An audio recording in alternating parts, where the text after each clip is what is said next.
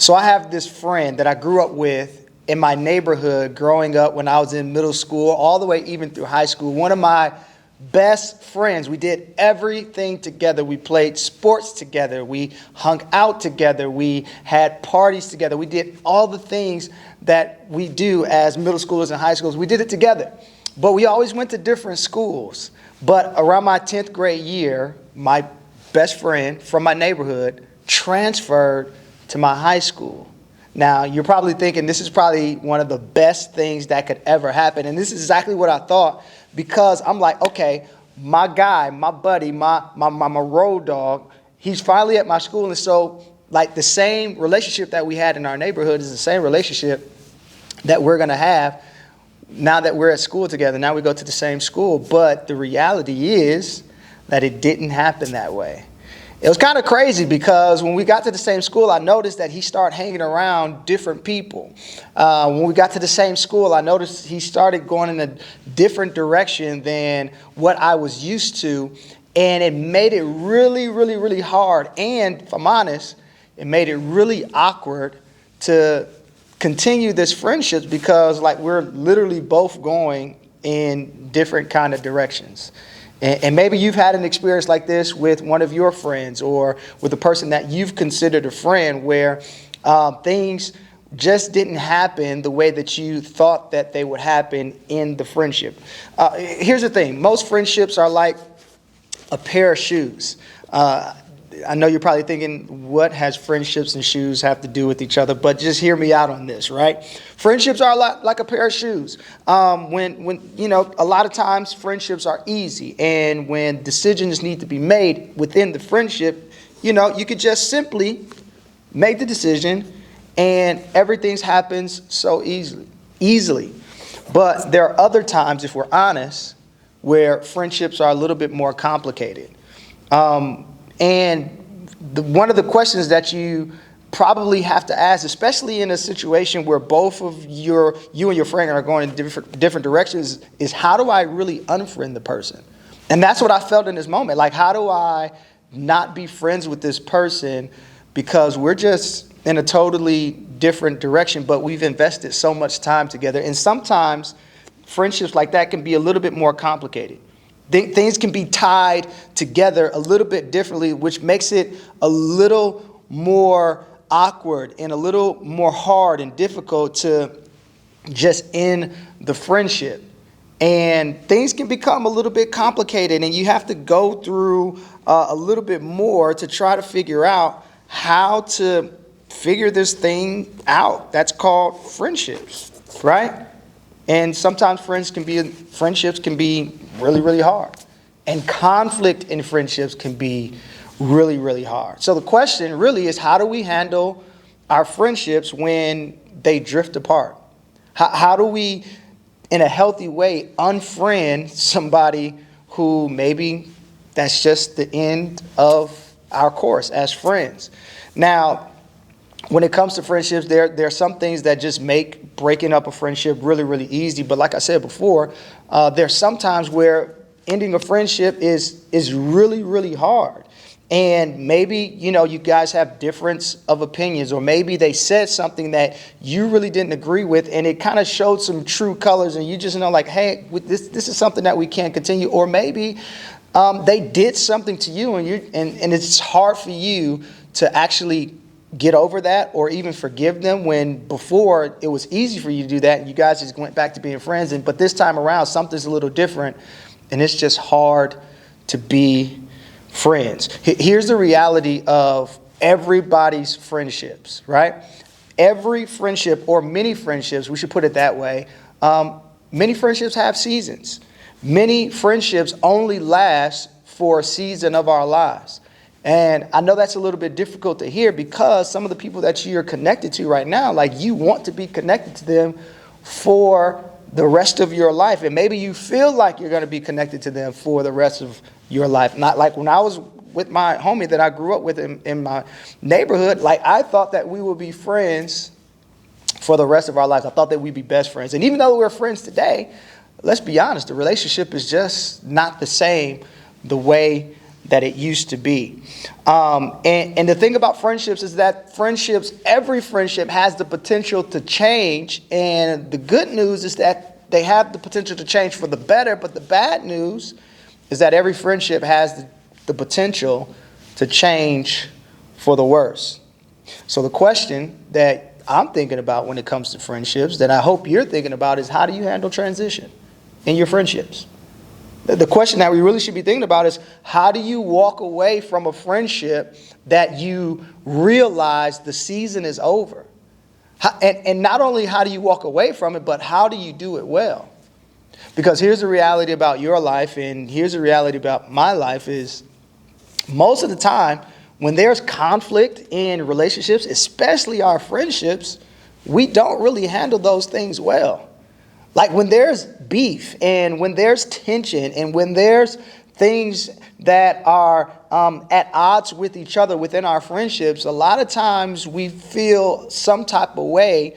And if my friend doesn't agree with me, then there's a character flaw in my friend, and I have to call that out. Or maybe when there's a difference of opinions, or maybe when there's some beef, the only way that I know how to handle beef is to be petty and to be messy. But the question really is, how do we truly handle conflict in our relationships, especially our friendships, in a way that is healthy, in a way that is well, in a way where our feelings, even though our feelings are hurt and even though our emotions are involved, we handle things well.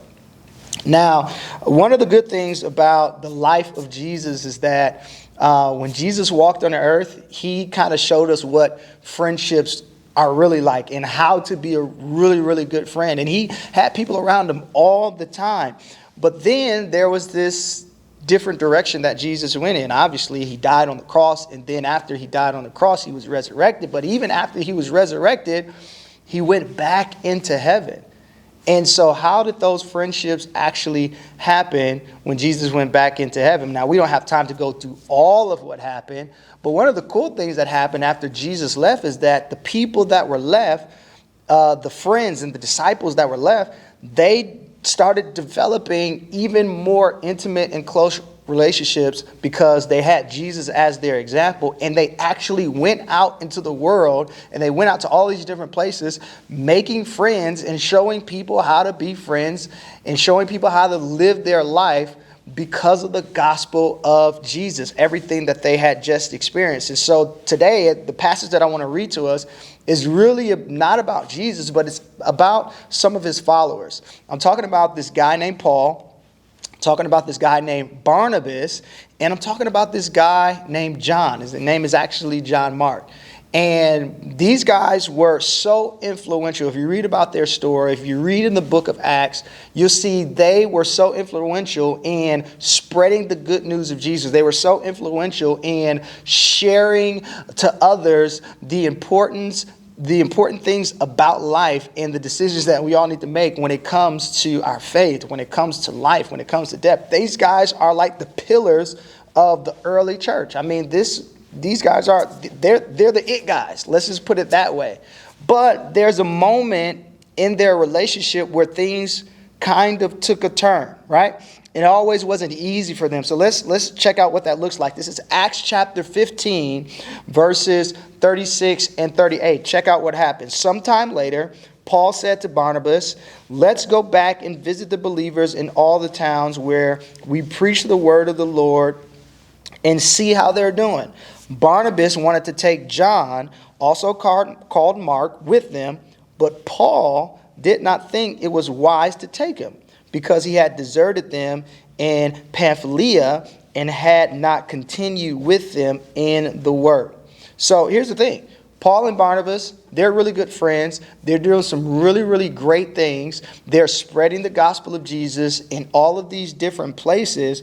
But even as they're doing some of these really, really great things, they have a disagreement.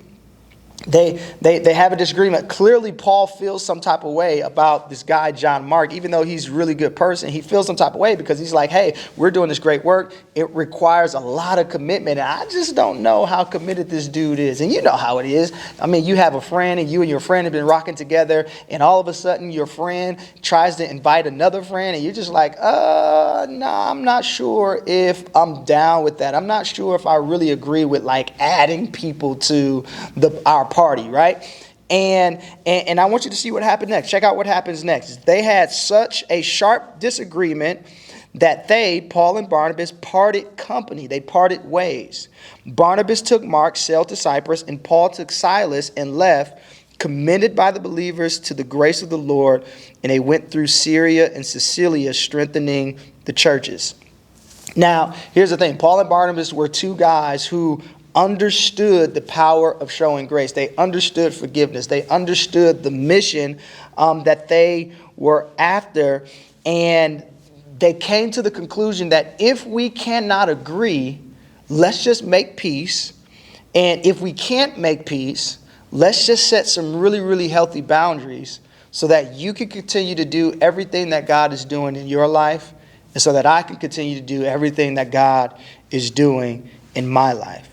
Here's the thing. Any type of conflict is always going to be a big deal when you are one of the people that's involved.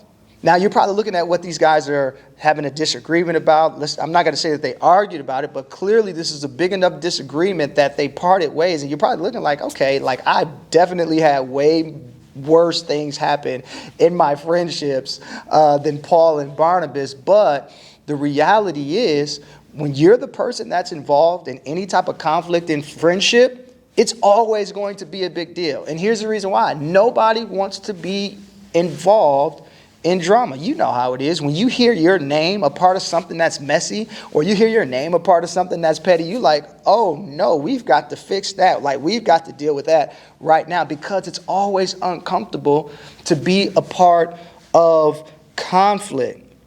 And maybe you know what this is like. Maybe you've experienced something like this. And what I love about the story of Paul and Barnabas is that even though there's conflict in their story, or even though, there's disagreement in their story, their story, and even their relationship doesn't end with conflict. I mean, they don't get to the point where they are throwing bows. They don't get to the point where they are harassing each other, or maybe even slandering each other's name. Now, here's the thing. They could have easily done that. They could have easily went to where they wanted to go and told everybody in the other parts where they decided to go, like, hey, this is the type of person that Paul is. And Barnabas, or Paul could have did the same thing about Barnabas, but they did not do that. They could have let the conflict in their friendship. They could have let the conflict be so bad that they did not know how to work it out, or did not know how to fix the issue. But they didn't do any about those. They didn't do any of those things. They could have went to the point where it's like, you know what? I'm so mad at you that I'm going to take my focus off of Jesus so I can deal with you. They didn't do any of those things. Their friendship changed. Their friendship actually ended, but it didn't end the mission that God called them to do. And here's what I think, what we can learn from a situation like Paul and Barnabas' situation. I think we can learn, number one, that being a friend means that we can walk away friendly. Being a friend means that when conflict comes, when tension comes, when problems come within the friendship, when it's hard to unloosen and figure out what's really going on, we can still walk away friendly. We can still walk away respectful. We can still walk away and do the very thing that God has called us to do, while we release somebody else to do what God has called them to do. So the question really becomes, how do we do that? Like, how do we really walk away friendly? Because, like, let's just be honest, like, naturally, we just don't work like that. I mean, I'm going to just talk about me. I just naturally don't work like that. But there's one simple word that I think we all can use, and that word is forgive. We have to learn the power and the impact of forgiveness. And here's the thing about forgiveness. If we're going to choose to forgive, we have to start with a couple of things. Number one, we have to start by identifying why you're frustrated. When the next, or maybe you could think about the conflict that you're dealing with right now in terms of a friend or in terms of a person that you're going in a different direction with, or somebody that you have a difference of opinion or a disagreement with, or maybe there's a little bit of conflict going on right now, maybe in some of your friendship circles. And the first thing that you can do to really deal with this in a healthy way is to identify why you're afraid. Well, identify why you're frustrated. Identify why maybe you are upset. Identify what that is. And so what I'm pretty much saying is that you have to name your pain. You have to call it what it really is. And this is not a time to try to figure out who's right and who's wrong, because like we can easily do that, right? But that's not the purpose of identifying why you're frustrated. The purpose is not to figure out who's right or who's wrong, but it's really just to be honest about how you really feel, and to talk about that and to voice that and to really identify it, number one. And then number two, it is to cancel their offense. And this is where forgiveness comes into major play. You have to get to the point where you can cancel their offense, even if they owe you something. Maybe they owe you an apology, or maybe they owe you going back to the friend group where they told all of these lies, or whatever it is that you feel. They owe you something, but forgiveness is canceling the debt. It is canceling the offense. And here's the thing. I'm not saying that it's not okay to be hurt. It's okay to be hurt. It's okay to feel hurt, but don't let your hurt get the final word. Don't let your bad emotions or even your sad emotions get the final word over you as the individual involved, or over the friendship overall, right? And so we have to think through our forgiveness, especially in terms of conflict, in the way that God does. In the moment that we think how God has forgiven us, it should lighten the bitterness a little bit. It should lighten the blow in terms of anything that person has ever done to us. Because the reality is, if God can forgive us, then we can forgive others. And I'm not saying that that's going to be an easy thing to do, but we can forgive others. And so maybe you just have to forgive them. Or maybe you have to forgive them again. And forgive them again. And every time that emotion comes up, forgive them again. And you have to go through the process of forgiveness, because that is what is going to keep you healthy. And here's the thing about forgiveness that I absolutely love. Forgiveness does so much more for you than it actually does for the other person or for the situation that's going on during this time.